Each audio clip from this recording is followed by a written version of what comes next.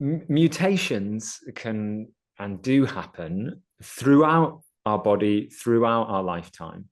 We're going to be delving into this more with our guests, but there are lots of mutations in your DNA that have no effect whatsoever that we can see.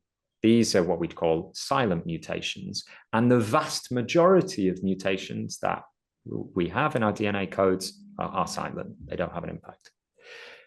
In some circumstances, mutations can be inherited, they're passed down, and these can contribute to that genetic variation that we call evolution, the way that species change. So there we see a really positive effect, species changing as they adapt to their surroundings all the time. And that's when that mutation, that random change in their DNA, happens to have a positive effect on their likelihood to survive and to breed, to pass on those genes. There are, though, and you said normally they have negative connotations in popular culture, and that has some good founding, because there are mutations that can cause us problems. They can cause us diseases, and the most famous of these that affects the most people is cancer.